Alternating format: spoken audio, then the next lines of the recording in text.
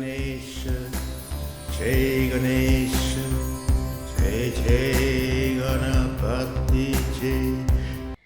नमस्कार साथियों, मेरे इस YouTube चैनल पर एक बार फिर से आपका स्वागत है। और आज हम बात करने वाले हैं नक्षत्रों की सीरीज़ के 7वें नक्षत्र पुनर्वसु के बारे में। इसके पहले हम 6 नक्षत्रों के बारे में बात कर चुके हैं। आप उनके बारे में यदि और अधिक जानना चाहते हैं तो डिस्क्रिप्शन बॉक्स में कुछ लिंक दिए गए हैं, आप उन्हें खोलकर चेक कर सकते हैं।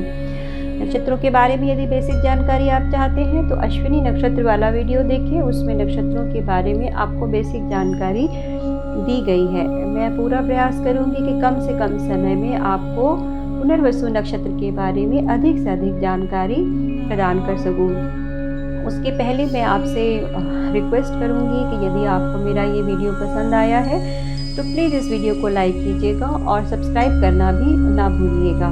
आइए बात करते हैं पुनर्वसु नक्षत्र के बारे में। पुनर्वसु जो है नक्षत्र, पुनर्वसु जैसे कि इसका नाम अगर हम देखें तो इसके नाम से ही हमें कुछ ऐसा लगेगा, फिर से जीवित होना, फिर से धन या सम्मान यश की प्राप्ति के लिए अग्रसर होना। इस नक्षत्र के स्वामी गुरु होते हैं, इस कारण इस नक्षत्र को बहुत शुभ माना गया है। प्राचीन ऋषि भी ऐसा मानते थे कि यह नक्षत्र, इस नक्षत्र में यदि कोई व्यक्ति जन्म लेता है तो वह अपने जीवन को बहुत शुभता के साथ, बहुत ही अच्छाइयों के साथ, सम्मान के साथ जीना जो है वो इसको पसंद करता है। इसी कारण उनको अपने जीवन में उन्नति, धन, प्रसिद्धि, सम्मान, यश प्राप्त होता है। गुरु ग्रह की ऊर्जा के कारण उनका जीवन में उनको मार्गदर्शक का काम करती है। इस कारण ऐसे जातक किसी भी प्रकार की पीड़ा, अशुभता या गरीबी, उन सब से अपने आप को बाहर निकालने में सफल रहते हैं। पुनर्वसु नक्षत्र के देवता की बात करें तो अदिति, यह इनके इस नक्षत्र के देवता माने गए हैं। और यदि अदिति जो है वो सूर्य, इंद्र और इन सभी देवताओं की माता हैं। इस कारण इस नक्षत्र को प्रकाश, ऊर्जा, जीवन या फिर भावनाओं से भरा हुआ हम मान सकते हैं। इस नक्षत्र में जन्मे हुए जातक बहुत संवेदनशील, बहुत इमोशनल होते हैं। इस कारण और यह जो धनुष बाण होता है वो इस नक्षत्र का चिन्ह होता है। ऐसे आप जानते ही होंगे जो धनुष बाण होते हैं, यदि उनको कोई लक्ष्य का भेदन करना है तो वो करते हैं और फिर वापस अपने ही आ जाता है, अपनी जगह पर आ जाता है। ऐसे ही इस नक्षत्र के जातक के बारे में हम कह सकते हैं कि जैसे इनके जीवन में यदि कोई परेशानी, कोई समस्या आ जाता है, कैसी भी समस्या हो, यदि सब कुछ उनका बर्बाद भी हो जाता है, उसके बाद भी वो पुनर्वसु जो नक्षत्र में जन्मे हुए जातक हैं वो दोबारा से शुरुआत करते हैं। कम बैक करने वाला नक्षत्र है। श्री राम की जन्म कुंडली में भी पुनर्वसु नक्षत्र के चौथे चरण में श्री रामचंद्र जी का जन्म हुआ था, जिसके प्रभाव के कारण वे शांत, गंभीर और बहुत ही धार्मिक व्यक्ति उनको माना जाता है। 14 वर्ष के वनवास के बाद उन्होंने अपने राज्य को दोबारा से प्राप्त किया। यही इनका जो है वो कारण है। इसके जो पहले 3 चरण हैं उन पर बुध का प्रभाव होता है। इसी कारण वह व्यापार में उनका जो है वो काफ़ी रुचि होती है और बिजनेस के प्रति ये लोग बहुत अलर्ट होते हैं, बहुत कैलकुलेटिव होते हैं। ऐसे लोग इस नक्षत्र का एक पद जो है वो कर्क राशि में और 3 पदा मिथुन राशि में होते हैं। और धनुष बाण जो चिन्ह है उनका भी प्रभाव इन लोगों पर रहता ही है।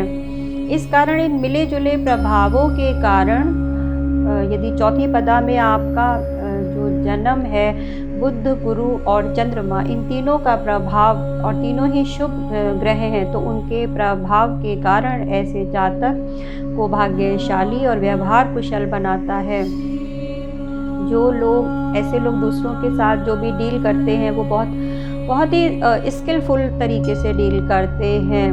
यह इस शुभ प्रभाव के कारण, इन ग्रहों के शुभ प्रभाव के कारण ऐसे जातक व्यापार में बहुत सफल रहते हैं। बुध के कारण अकाउंट और कॉमर्स में इनको स्किल प्रदान करता है। ये लोग टेक्निकल, क्रिएटिव राइटिंग में बहुत स्किलफुल रहते हैं।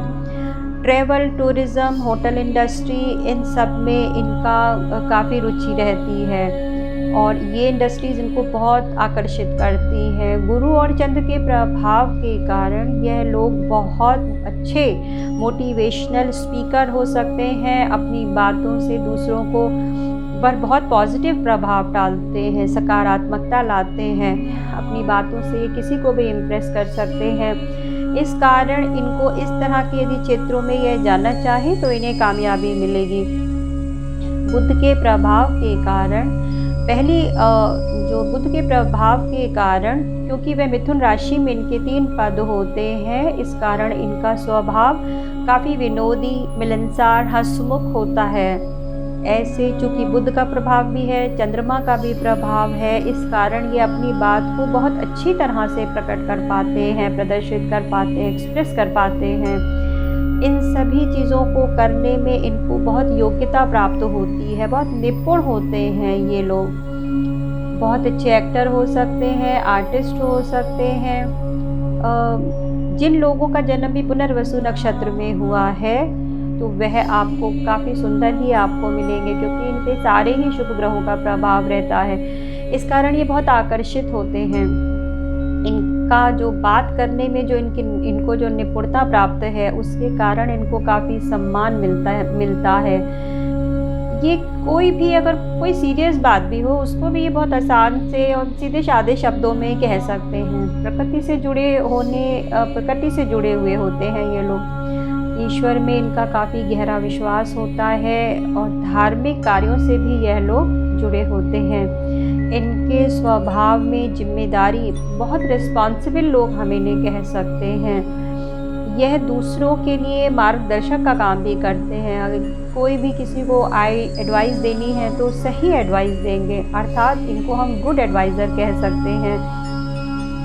गुरु के प्रभाव के कारण अपना ज्ञान, अपना जो नॉलेज है इनकी, उस कारण ये हमेशा उसको बढ़ाने में लगे रहते हैं। कुछ ना कुछ पढ़ते रहेंगे, कुछ ना कुछ सीखते रहेंगे, कुछ ना कुछ देखते रहेंगे, समझते रहेंगे। और एक और बात कि कोई भी विषम परिस्थिति है, अगर समय इनके अनुकूल नहीं है, परिस्थितियाँ विपरीत है, तब भी ये लोग घबराते नहीं हैं, विचलित नहीं होते हैं परिस्थितियों से, पेशेंस अपने बनाए रखते हैं। यदि कोई नुकसान भी हो जाता है तब भी यह लोग नुकसान नहीं, इसके बारे में कम सोचते हैं। किस वजह से नुकसान हुआ उस बारे में ये लोग ज़्यादा सोचते हैं, ताकि अपनी रणनीति के बारे में सोचकर अपनी स्ट्रेटजी को बदल कर भविष्य में उस नुकसान की भरपाई कर सकें। प्राचीन काल में जो ऋषि थे वो भी यही कहते थे कि पुनर्वसु नक्षत्र पहली बार में अगर उन्हें सफलता प्राप्त ना हो ये ज़रूरी नहीं है, परंतु उनके अंदर जो डेडिकेशन है, जो कमिटमेंट है और शुभ ग्रहों का प्रभाव है, इस कारण ऐसे जो जातक हैं जिन्होंने इस नक्षत्र में जन्म लिया है वह सुखी होते हैं, पारिवारिक और संतान सुख से संपन्न होते हैं। और इनको ऐसे जातक जो हैं सुख सुविधाओं से लबालब होते हैं सारी, क्योंकि ये परिस्थितियों से ना घबराने वाले लोग हैं, अपनी परिस्थितियों को बदलने में सक्षम रहते हैं। ये सभी बातें पुनर्वसु के बारे में जो हमने बात की है वो पुनर्वसु नक्षत्र के बारे में एक जनरल प्रेडिक्शन है। ये बहुत छोटा सा एक हिस्सा है, हम कह सकते हैं कि ये एक जो गूढ़ पहेली है उसका सिर्फ छोटा सा एक हिस्सा है। अगर आप विस्तृत रूप से हमें किसी भी व्यक्ति के बारे में जानना है तो जन्म कुंडली में जो उसके ग्रहों और नक्षत्रों की जो पोजीशन है, जो राशियां हैं, उनके आधार पर ही हम सही विश्लेषण करके ही हम उस जातक के बारे में सभी बातें हम बता सकते हैं। सिर्फ नक्षत्र के आधार पर ही प्रेडिक्शन करना उचित नहीं होगा। तो साथियों, पुनर्वसु नक्षत्र के बारे में आज सिर्फ इतना ही। आपको यदि मेरी ये वीडियो अच्छी लगी हो तो प्लीज़ इस वीडियो को लाइक कीजिएगा और सब्सक्राइब ज़रूर कर दीजिएगा। यदि आपके जीवन में किसी भी प्रकार की कोई भी समस्या है तो जन्म कुंडली विश्लेषण करवा सकते हैं, टैरोट कार्ड रीडिंग करवा सकते हैं। नीचे दिए हुए नंबरों पे कॉल या व्हाट्सएप कर सकते हैं। तो साथियों, आज के लिए बस इतना ही। आपसे विदा लेती हूँ और आपका दिन शुभ रहे। नमस्कार।